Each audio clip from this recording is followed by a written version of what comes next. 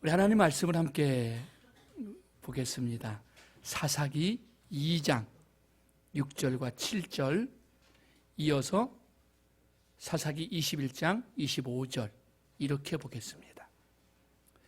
사사기 2장 6절 7절 우리 합독합니다. 함께 보겠습니다. 시작. 전에 여호수아가 백성을 보내매 이스라엘 자손이 각기 그들의 기업으로 가서 땅을 차지하였고, 백성이 여호수아가 사는 날 동안과 여호수아 뒤에 생존한 장로들 곧 여호와께서 이스라엘을 위하여 행하신 모든 큰 일을 본 자들이 사는 날 동안에 여호와를 섬겼더라. 아멘. 21장 25절 함께 보겠습니다. 시작. 그때에 이스라엘에 왕이 없으므로 사람이 각기 자기의 소견에 옳은 대로 행하였더라. 아멘. 우리의 왕이 되시는 주님을 찬양합니다. 오늘도 우리의 예배가 영광은 하나님이 받으시고 만왕의 왕 되신 그 은혜와 축복이 예배하는 우리 모두에게 온전히 임하는 시간이 될 수 있기를 주의 이름으로 축복합니다. 아멘. 말씀을 들으면서 예배를 드리면서 정말 목마른 사슴 같은 그 절박함과 간절함이 회복된다면 우리가 하늘로부터 내리는 신령한 생수와 양식을 공급받는 시간이 될 줄도 믿습니다. 아멘. 어느새 역사서에 들어섰습니다. 저희가 모세오경, 창세기, 출애굽기, 레위기, 민수기, 신명기 말씀을 함께 나누었고, 이제 가나안 땅을 정복하고 그리고 정착하고 그 안에서 살아가는 모습을 그린 역사서로 들어왔습니다. 지난주는 우리가 그 역사서의 문을 여는 여호수아서의 말씀을 함께 보았죠. 이스라엘 백성들이 드디어 가나안 땅을 정복하기 시작합니다. 그리고 그 땅을 차지합니다. 그 땅을 지파대로 골고루 다 나누어 주었습니다. 가나안 정복의 위대한 지도자였던 여호수아는 죽음을 앞두고 자기 백성들에게 도전을 하지요. 봐라, 너희가 예전에 섬겼던 신, 지금 보는 신, 수많은 신들이 있다. 너희가 원한다면 지금이라도 늦지 않았으니까 그 신들을 섬겨도 된다. 섬겨라. 그러나 나와 내 집은 오직 여호와만 섬기겠다라고 선언하고 선포합니다. 그러자 모든 이스라엘 백성들도 우리도 그리하겠습니다. 우리도 오직 여호와만 섬기겠습니다 라면서 선포하며 선언하면서 약속합니다. 그러면서 여호수아서가 마무리되고요, 사사기가 시작이 됩니다. 사사가 뭘까? 사사. 우리 그 한글 성경은 이 사사기를 기록하면서 한자를 도용해서 쓰고 있죠. 선비사자에다가 스승사자를 써서요 씁니다. 그래서 선비사라는 것이 단순히 선비라는 의미가 아니라 그 관직을 가진 사람들을 표현하는 의미도 있기 때문에 뭐 판관기라는 표현도 씁니다. 즉 그 지도자들에 대한 이야기, 재판관이 되고 스승이 되는 그런 사람들에 대한 이야기가 사사기서, 우리 한자가 주는, 한글 성경이 주는 제목의 의미입니다. 근데 사실은 저도 사사기 하면 사사가 뭐야? 딱 머릿속에 떠오르지 않을 경우가 종종 있어요. 사사란 이스라엘이 가나안 땅을 점령한 후부터 사무엘 선지자에 의해서 사울 왕이 세워질 때까지, 왕이 되기 그 직전까지, 이제 왕이 세워진 시대를 왕정시대라고 그러는데, 왕정시대가 저기 전까지 하나님이 이스라엘 민족 위에 필요를 따라 상황을 따라 세우신 군사, 정치, 사법의 지도자들을 사사라고 이야기합니다. 즉 오늘날로 이야기하자면 사사란 왕의 역할, 재판관의 역할, 그리고 일부는 영적 지도자, 선지자의 역할까지 겸하고 있습니다. 평화 시에는 사사는 백성을 잘 편안하게 다스리고 인도하고 또 그들의 어떤 아픔이나 또 상처들을 치유해주고 회복해주는 재판관의 역할을 하지요.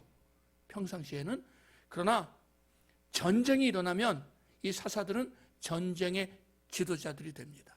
그래서 앞장서 싸우고 그 백성들을 보호하고 또 그 땅을 차지해서 더 넓은 땅을 차지할 수 있도록 자기 백성들을 돌보아주는 일들을 이 사사들이 했습니다.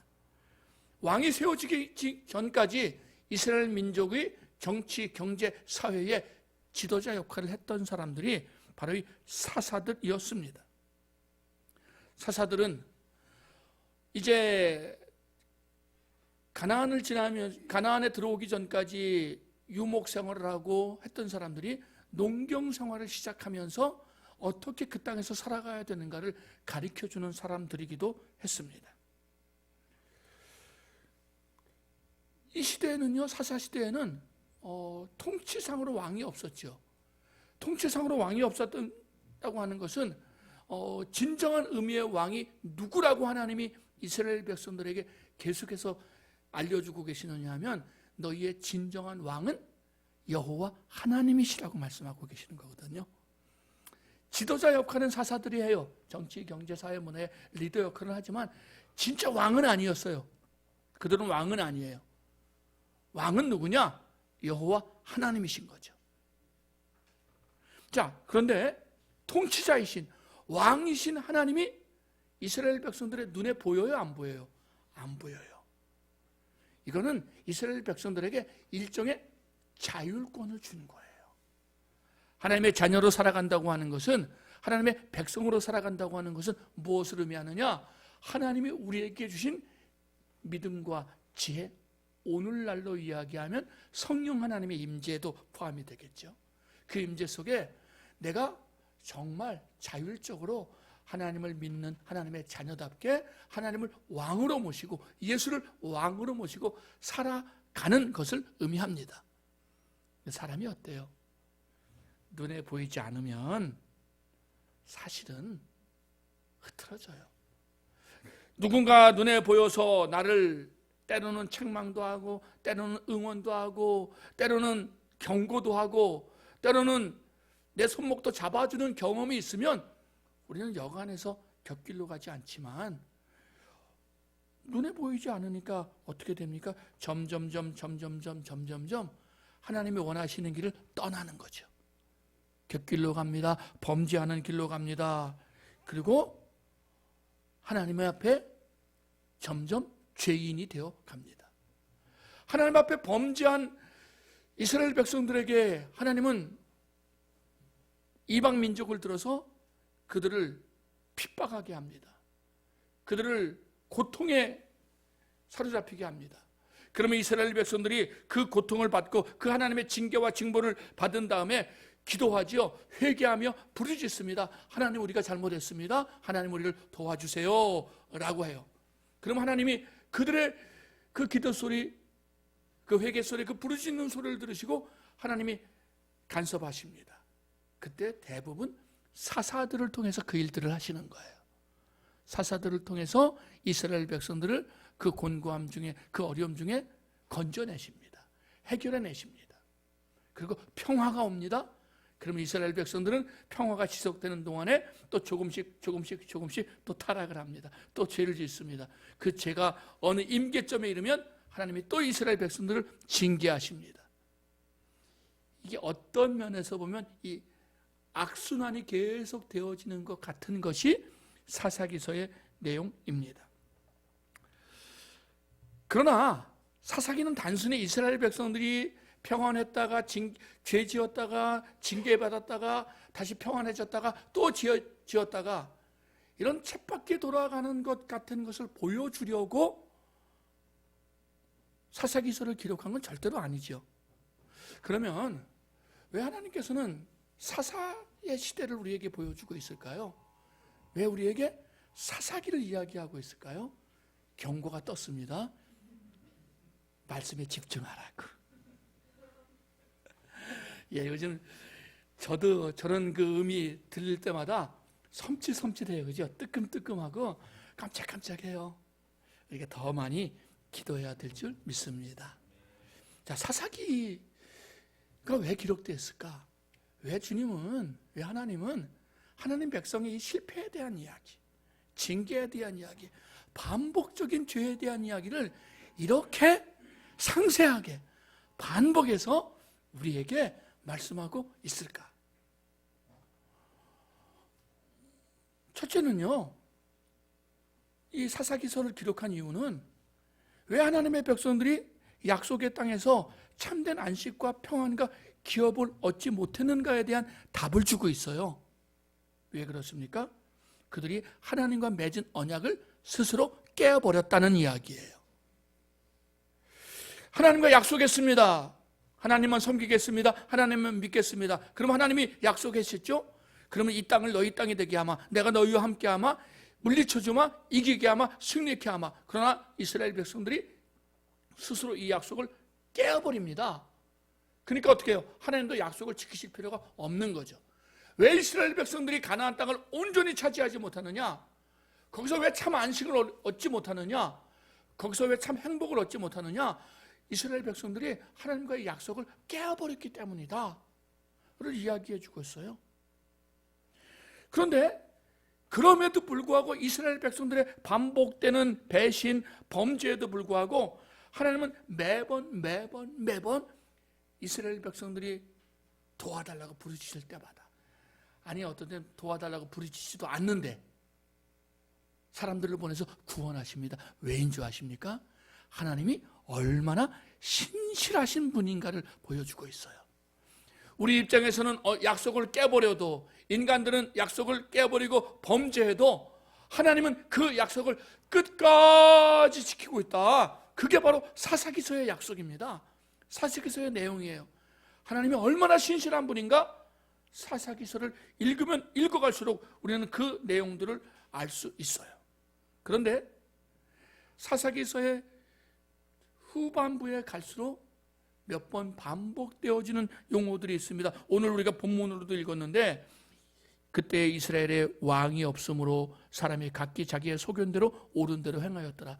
왜 이렇게 왔다 갔다 하고 이스라엘 백성들이 범죄하고 자꾸 넘어지게 되었느냐?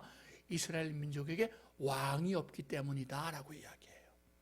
그러면서 이제 사사 시대를 지나서 왕정 시대로 넘어갈 것에 대한 준비를 시킵니다. 그러나 더 중요한 질문이 있어요. 여기서 왕이란 단순히 어떤 그런 그 인간 체제의 왕뿐 아니라 이스라엘 백성들이 이렇게 어려움을 겪은 이유는 진정한 왕이신 여호와 하나님을 왕으로 섬기지 않았기 때문이다를 이야기하는 거예요. 이스라엘 백성 중에 왜 왕이 없습니까? 눈에 보이는 왕만 없을 뿐이었어요. 눈에 보이지 않은 여호와 하나님이 이스라엘 백성들의 왕이셨지요. 근데 그 왕을 사람들이 마음에서 지워버렸어요. 그러므로 이스라엘 백성들이 혼란과 혼돈과 어려움을 겪을 수밖에 없었던 것을 이야기해주고 있습니다. 이게 바로 사사기서의 기록의 목적이요 내용이 돼요. 사사기는 크게 세 가지 내용으로 나눌 수 있습니다. 첫째는 1장부터 3장 6절까지 하나님이 얼마나 약속에 신실하시면서 하나님 백성들에게 축복하시는가, 즉 복 주시는 하나님을 이야기해요. 그러나 이스라엘 백성들은 복 주시는 하나님의 그 약속 앞에서, 그 축복 앞에서 죄로, 우상 숭배로, 하나님을 배신함으로 응답하고 있는 것을 보여줍니다. 이제 하나님은 3장 7절 이후에 사사들을 보내주시죠. 12사사입니다. 12사사들을 보내서 하나님이 그 백성들을 구원해 감을 이야기해요. 사사들의 이야기를 다 할 수 없지만 몇몇 중요한 사사들만 이야기하면 운니엘 사사가 초대 사사입니다. 제 처음 사사예요. 그는 갈렙의 조카였습니다. 그는 이스라엘 백성들의 범죄와 고통과 부르짖음과 회개에 하나님이 첫 번째로 세운 귀한 종이었습니다. 운니엘 사사는요, 이후에 세워지는 12명의 운니엘을 포함해서 12명의 사사의 일종의 모델이에요. 사사는 이래야 된다. 사사는 이렇게 살아간다. 사사는 이래서 주신 것이다. 운니엘의 부르심과 사역과 죽음과 그 결과를 보면, 야, 하나님이 이래서 사사를 세우시는구나를 보여주고 있어요. 그래서 운니엘의 역할은 아주 중요합니다. 그러나 그 다음에 에웃이 나오고 삼갈이 나오죠. 그다음에 드보라가 나옵니다. 여사사입니다. 사사들 중에 유일한 여성 지도자입니다. 그러나 그를 통해서 이스라엘 민족이 평안을 얻고 이스라엘 민족이 하나님의 회복을 경험하고 또 전쟁에 나갈 때 그 앞장서 나오는 장수를 축복하고 또 하나님의 인도하심을 예비하며 함께 해주는 지도자가 누구였느냐? 바로 드보라 여사사였음을 이야기해주고 있습니다. 그 다음에 기드온 사사가 나옵니다. 우리가 너무나 잘 알고 있는 것처럼 그는 300명의 용사로 정말 바닷가 모래 같은 미디안 족속을 자중질환에 빠뜨려서 싹 쓸어버린 전설적인 인물입니다. 그러나 여러분들이 이번에 사사기서를 유의 깊게 읽었다면 기드온의 이야기가 이 전쟁에서의 승리만으로 끝나지 않는다는 것을 알게 되셨을 것입니다. 우리가 어렸을 때 교회 학교에서 배운 설교들 아니면 목사님들의 설교를 통해서 듣게 된 설교들은 굉장히 많은 부분 영웅적인 성공, 영웅적인 성취에 초점이 맞춰져 있었던 것 같아요. 사실 기드온은 그 뒷부분에 보면 굉장히 많이 실패를 조장한 사사입니다. 사람들의 그 전략, 그 모든 전략물을 모아가지고 전쟁에서 노략질한 물건을 모아서 에봇을 만들죠. 에봇이 뭐냐 하면 그 대제사장의 앞치마 같은 겉옷입니다. 앞치마. 근데 그것을 만들어서 자기 집에 둬요. 이스라엘 백성들이 그것을 믿고 그것을 섬기게 합니다. 섬기게 됩니다. 즉 이스라엘 백성들에게 영적 음란의 온상지가 되는 일을 누가 하느냐? 매우 애석하게 기드온이에요. 전쟁이 끝나자 이스라엘 사람들이 와서 기드온에게 우리의 왕이 되어주세요, 왕이 되어주세요 하자 기드온은 거절합니다. 우리의 왕은 여호와 하나님 한 분밖에 없습니다 라고 이야기해요. 그런데 실질적으로 그는 왕처럼 행동하는 것을 알 수 있습니다. 그의 부인이 여러 명이어서 자식이 몇 명이었다고, 아들이 몇 명이었다고요? 70명이었습니다. 그런데 그 70명 아들은 70명에 들어가지 않는 또 다른 아들이 있었어요. 세겜에 있는 그 여인에게서 난 아들 아비멜렉이 있는데 이 아들이 자기가 정권을 잡으려고 이 70명의 아들을 싹 죽여버리잖아요. 한 명만 살아남아요. 다 죽이고. 이게 누구냐? 바로 기드온이에요.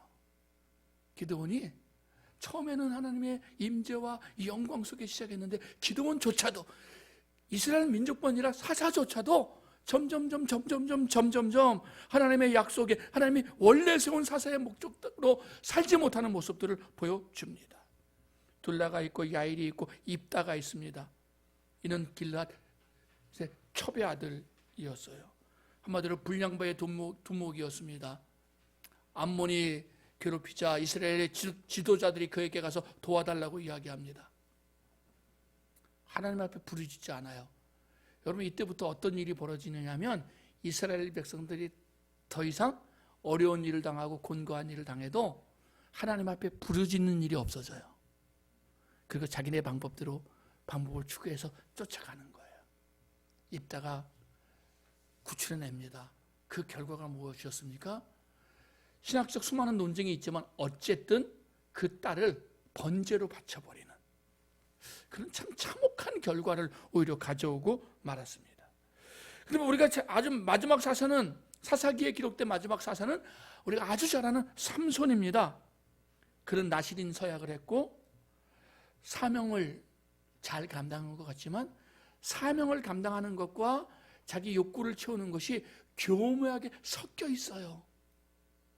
교묘하게 섞여서 결국은 본인도 그것 때문에 패망을 경험하게 되는 아주 슬픈 주인공이 됩니다.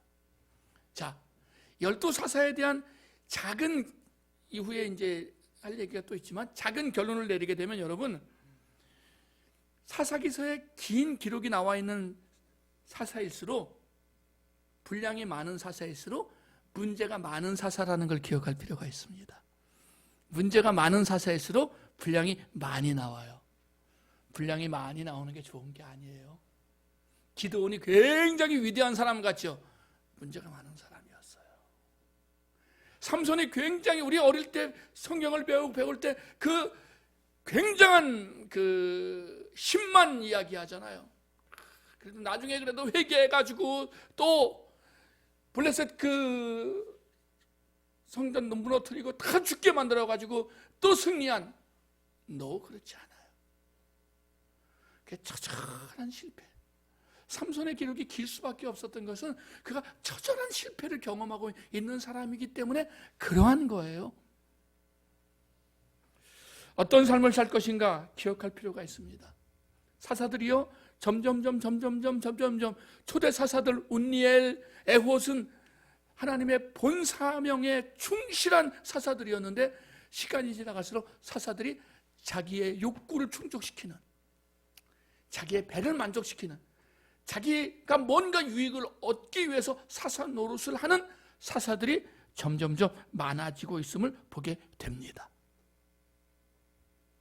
또 세월이 흐를수록 처음에는 외부의 적들과 싸웠는데 동족간의 싸움이 일어나요. 사사들이 동족과의 싸움을 하게 되고요, 평화의 기간은 점점점 줄어들고 이제 핍박과 징계의 기간이 점점점 늘어나는 것을 사사기서 전체를 통해서도 볼 수 있습니다. 한마디로 말하자면 이스라엘 백성들은 점점점 가나안 땅의 사람들을 닮아갑니다. 하나님 백성대로 살아가라고 이야기하지만 17장 넘어서 나타나는 사건들, 제사장 사건, 미가의 가정 제사장 사건, 그리고 베냐민 지파를 통해서 일어났던 레위 족속 여자의 사건, 이것을 이스라엘 백성들이 얼마나 점점점 세속을 닮아가는가, 가나안을 닮아가는가를 우리에게 보여주고 있습니다.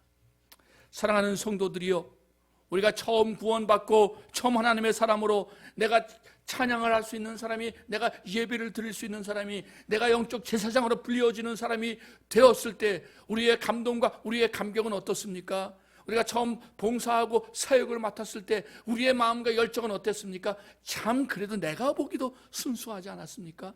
내가 보기도 깨끗하지 않았습니까? 그런데 점점 우리도 모르는 사이에 사사들처럼 내 배를 불리는 영역들, 내 유익을 구하는 영역들이 점점 늘어갑니다. 하나님의 축복의 시간보다 징계와 심판의 시간이 점점 많아지고 있고, 잠깐 평온이 왔다가 또 많아지고 있다면 그건 우리가 뭔가 하나님 앞에서 한 번쯤은 스스로를 돌아보는 지혜가 필요함을 사사기는 우리에게 이야기해주고 있습니다. 이제 사사기가 우리에게 주는 신앙적 교훈에 대한 이야기들을 함께 나누려고 합니다. 사실 제가 지금까지 사사기를 꽤 여러 번 보았지만 이번에 사사기 설교를 준비하면서 참고한 이 서적과 또 강의 중에 이 부분은 꼭 나누고 싶었던 부분이 있었습니다. 그게 바로 오늘 부분이에요. 제가 사실 이전까지는 이 영역을 미쳐보지 못했는데 이번에 이 영역을 이렇게 그 자료들을 통해서 보면서 저도 굉장히 도전이 됐어요. 그래서 여러분들에게 함께 나누어요. 자, 여러분, 사사기가 주는 놀라운 교훈의 첫 번째 교훈이 뭐냐면 여성들의 인권과 공동체의 건강성은 정비례한다는 거예요. 사사기는 구약에서 여성 리더십이 가장 많이 언급되어지고 있는 책이에요. 가나안 정착 초창기에는 남성 리더들과 함께 여성 리더십이 한 자리를 감당을 해서 그 이스라엘 백성들이 가나안에 정착하는데 나름대로의 역할들을 감당해내고 있어요. 자, 살펴볼까요? 여호수아 1장 15절에 보게 되면 갈렙의 딸 악사가 아버지가 이제 시집을 보냈거든요. 야, 이 땅 차지할 사람이 누구냐? 주막을 했더니 그 초대 사사이기도 했던 운니엘이 전쟁에 나가서 그 땅을 얻어왔어요. 약속대로 자기 딸을 주는 거예요. 근데 이 딸이 아버지에게 요구하죠. 아버지, 나를 남방으로 시집 보내시려면 샘물도 주셔야지요. 그래서 아랫샘물, 윗샘물을 얻어가요. 기업을 차지하고 기업을 확장하는데 악사가 여인이 한몫하고 있음을 분명히 기록해주고 있어요. 앞에서 살펴보았던 것처럼 드보라 사사가 있습니다. 여사사죠. 가나안 사람들의 손에서 이스라엘을 구원해내는 사사가 됩니다. 4장 4절 5절을 보게 되면 그때 랍비돗의 아내 여선지자 드보라가 이스라엘의 사사가 되었는데 그는 에브라임 산지 라마와 베델 사이 드보라의 종려나무 아래에 거주하였고 이스라엘 자손은 그에게 나아가 재판을 받습니다. 전쟁이 일어나자 군대를 이끌고 배후에서 기도해 주면서 축복해 주면서 전쟁에 나가서 그 전쟁도 승리로 이끄는 주인공이 됩니다. 누가요? 드보라가요. 야엘은 이 전쟁에서 앞서 있었던 전쟁에서 적의 군대 장관이었던 시스라를 최종적으로 죽여버리는 주인공이 됩니다. 전쟁에 나갔던 수많은 남자들이 죽이지 않았고 하나님은 꼭 집어서 야엘이라고 하는 겐 족속의 여인, 여기 또 강조되는 게 또 하나는 사실 이방 여인이에요. 좁은 의미의 이스라엘 백성들이 아니에요. 근데 이방 여인이 이 적군의 장관을 죽여버리는 거죠. 여성 리더십과 이방인들을 통한 하나님의 역사들을 여전히 기록하고 있습니다. 이스라엘의 자칭 왕이었던 아비멜렉이 누구에 의해서 죽습니까? 그 패역이 누구에 의해서 끝납니까? 맷돌 윗짝을 던져버린 한 여인, 무명의 여인에 의해서 그 패역이 끝나고 이스라엘 백성들의 새로운 시대가 열려갑니다. 자, 초창기에는요 이렇게 여성들의 활동이 많아요. 건강할 때 이스라엘 공동체가 그래도 하나님과 가깝고 그래도 하나님의 뜻을 행하고 하나님의 뜻에 민감할 때 여성 리더들의 역할들, 여성들의 역할들은, 인권들은 한몫을 제대로 차지합니다. 그런데 세월이 흘러가면서 이스라엘 백성들이 타락하고 후반부로 가면서 이스라엘 백성들이 하나님을 멀리 떠나면서 어떤 일이 일어납니까? 여성들은요 착취의 대상이 되고요 학대의 대상이 돼 점점점 그렇게 전락해버려요. 아버지의 어리석은 서원 때문에 희생당한 입다의 딸, 삼손의 성적인 대상들이 되는 수많은 여인들에 대한 이야기, 블레셋 여인에 대한 이야기, 기생에 대한 이야기, 그리고 데릴라에 대한 이야기, 이게 다 뭡니까? 삼손의 성적 어떤 욕구를, 불만들을, 욕구들을 충족시키는 그런 도구로서의 여성들에 대한 이야기가 나오고 있죠. 또 맨 나중 후반부에 기록되어져 있는 이야기, 한 레위 사람의 첩이 자기 남편과 같이 갔다가 베냐민 지파들에게 결국엔 강제로 끌려 나와서 속노리개가 되잖아요. 밤새도록 폭행을 당해서 여자가 죽어요. 여러분, 죽은 것도 억울한데 이 남편이 레위 사람이 자기 분을 못 이기고 어떻게 합니까? 이 여인을 12조각을 내버리거든요. 12조각을 내서 12지파에 다 뿔뿔이 나눠져 버려요. 흩어버려요. 그래서 내전이 일어나잖아요. 그게 정말 사랑하는 아내였다면 그럴 수 있을까? 아무리 화가 나도, 여러분, 아무리 화가 나도 자기 아내를 그야말로 토막살인을, 죽은 사람이지만 토막살인을 해서, 이거는 이 당시에 매우 애석하게 여성들의 인권이 얼마나 바닥을 치고 있는가를 이야기해줘요. 그러니까 이거예요. 정말 성숙한 공동체, 정말 영적인 성숙한 공동체는요, 여성의 인권이 당연히 남자와 동등해야 돼요.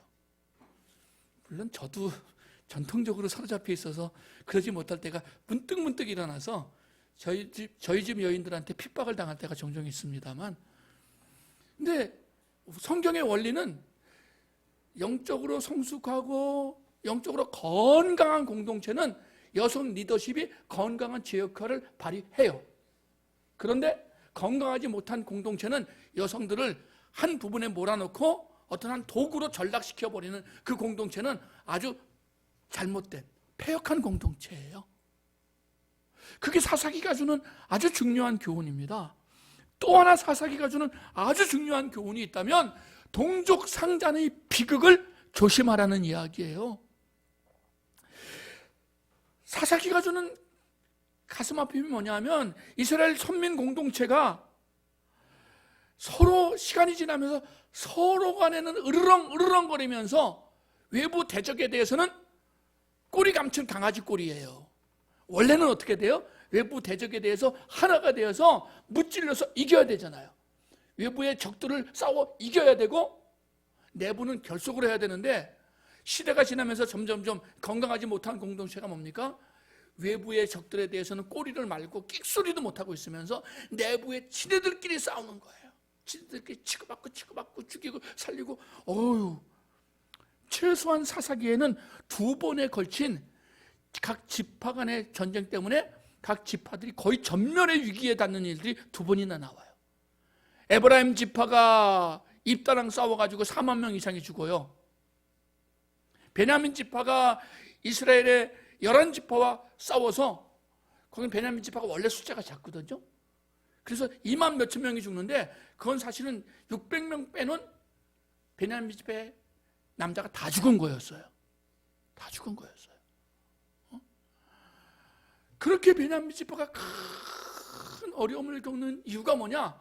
사람들이 더 이상 외적인 세력, 정말 싸워야 되고 정말 이겨야 되는 세력에 관심을 기울이지 않고 내적으로 지지고 볶고 싸우고 형제에게 칼을 돌리고 그런 그 헤게모니 쟁탈전을 벌이는 거죠. 이게 사사기가 우리에게 주는 가슴 아픈 교훈입니다. 사랑하는 형제 자매들이요, 우리의 시선이 누구에게 가 있습니까? 우리는 사실 지금 현재 우리 한국 기독교는 정말 이 영적인 상황, 외부적인 상황과 싸워도 견뎌내지 못할 만큼 만만치 않아. 정말 정신을 바짝 차리고 기도하고 해야만 겨우겨우 이겨낼 수 있는, 아니 하나님의 은혜 줘야만 이겨낼 수 있는, 우리 힘으로는 도무지 재현할 수 없는 꽤 깊은 수렁에 빠져 있어요. 그런데 한국교회가 정말 믿는 자들이 믿는 자를 공격하고 방해하고 또 삿대질하면 이거는 자멸의 길인 거거든요.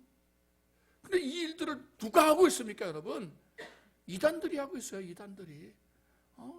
기독교의 이름을 걸면서도 우리가 정말 가슴 아프고 우리가 조심해서 기도해야 될 것은, 우리 입장에서는 신천지의 실체가 드러나서 좋은 적도 있어요. 근데 여러분, 믿지 않는 사람들의 입장에서 보면 신천지인지 구천지인지 알게 뭐예요. 다 교회인데. 그렇죠?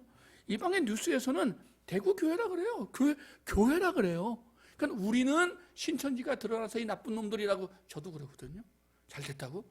근데 이 교회를 안 다니는 사람들 입장에서 보면 이게 신천지인지 구천지인지, 신천지가 이단인지 알게 뭐예요. 다 교회가 똑같아요. 이건 우리에게 굉장히 큰 위기고, 이 위기를 결국 누가 가져왔어요? 마귀가, 사단이 신천지를 통해서 역사하는 거예요.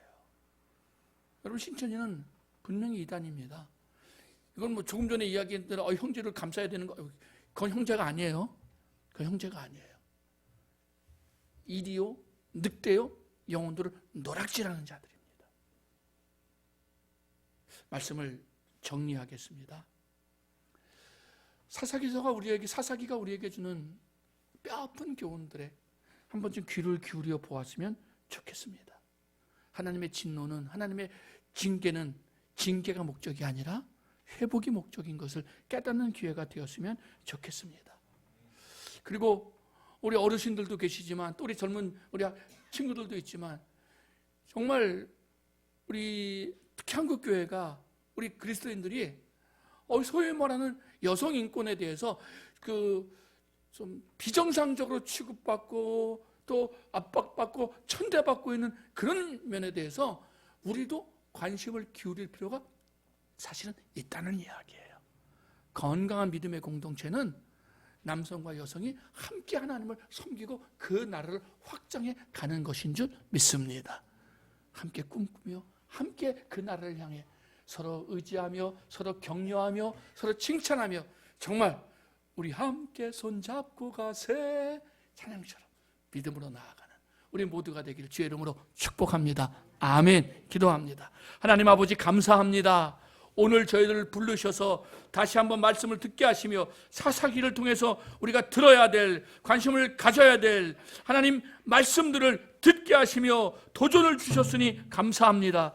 우리에게 주신 하나님의 도전이 정말 이 시대를 향한 우리의 도전이 되게 하시고 믿음에 굳게 서서 진리를 붙들고 민족과 열방을 향해 나아가는 하나님의 사람들 되게 해 주옵소서. 특별히 하나님 믿는 형제 자매들 간의 동족 상잔의 비극을 우리가 조심하게 하시고 하나님의 뜻이 이루어질 때까지 사랑하며 격려하며 하나님 뜻에 민감하며 하늘의 뜻이 이미 이루어진 것 같이 땅에서도 이루어질 때까지 쓰임받고 서로 손잡고 함께 달려가는 우리 모두가 되게 해 주옵소서. 한 주간도 건강을 지켜주시고 기업을 지켜주시고 승리하는 한 주 되게 해 주옵소서. 감사하며 예수님의 이름으로 기도드립니다. 아멘.